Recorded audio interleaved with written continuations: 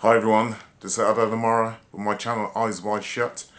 This video is only going to be very short, and this is for people who are starting to wake up. This video is for people who are starting to wake up and starting to be aware. Now, my awareness started in 1996. I just knew that there was something that didn't seem right with the world. So I woke up when I discovered this book by David Icke, by the author David Icke. The book entitled The Biggest Secret, the book that will change the world. And man, he was revealing so many things that I've personally been thinking about myself. So then I come to realize that, you know, I'm not on my own. Some of the things I'm thinking, this guy was also thinking. Okay? Now, as I say, people are starting to wake up, but we're starting to wake up at different levels. And sometimes, you know, we can feel alone in the world because we think that we're on our own when we start to see things in a different light to what the rest of, say, the population are seeing, or, you know, those people who are following the herd mentality. Now, I'm not trying to put anybody down, okay, but there are some people who are critical thinkers and they think, hang on a minute, this doesn't seem quite right to me. Like the issue in 2020, like the 9/11 incident, people start to use their own minds and look at the world and think to themselves, something here doesn't seem right. You know, even when I was a kid, I was even awake back then, but my real awakening really started around about 1996. I just knew something in the world just didn't seem right. For example, as a kid, I used to look at things like jobs. I used to think to myself, you're an employee, and then above that you got your managers, and above them they have their managers, and above them they also have their managers, right? So who is actually at the top of the pyramid when it comes to jobs and management? So I also took this kind of micro scale thing, I looked at it on a more deeper level. When you look at politics, for example, you've got different people and they're doing different jobs, but who tells this person to do this particular job, and that person to do that particular job, and then that person to do that particular job? So it's like a hierarchy. And then I start to think to myself, what about looking at things in terms of who's governing and controlling the world? Who's actually governing and controlling the world? Is it the government? Is there someone higher up than the actual British government? Higher up than the American government? Who is higher up than them? Could it possibly be the King of England? Or could it be the Queen of England? Is there someone higher up again? What put these people into their positions? What gave them the authority to govern other people? That's how my mind started to think. The same with religious institutions. You got all these different religious institutions, and you got bishops, archbishops, and stuff. Who put those people in those positions, and who is higher up again than them? Who is the top person within, say, the Catholic Church, for example? Let me move on. Even when it comes to things like drugs, you hear about a shipment of drugs costing £6 billion. Yeah? The street value being £6 billion.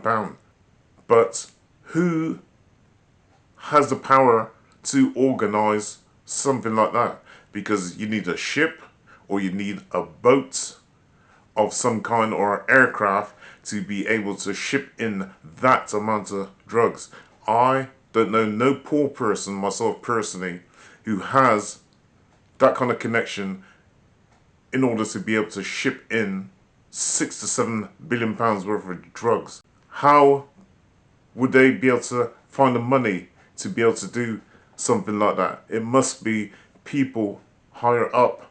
It must be people higher up who have the money and the connections to be able to get the drugs transported from one country to another and then put it on the street. And it's a drug seller on the street that seems to be the person who's always visual, who ends up getting to prison for selling drugs. So what about the higher uppers, the ones who put the plan together? What about the higher uppers, who are the ones who put the plan together, who has the connections, who has the money to distribute these drugs? That is just how my mind personally thinks. Now I'm going to read you something. This is mainly aimed at those people who are now starting to wake up, who are just starting to wake up. Choosing to take the road less traveled, your equipment creates for those lost or in pain. By confronting and overcoming your challenges, you make the path easier for those who come after you. In your experiences, nothing is wasted.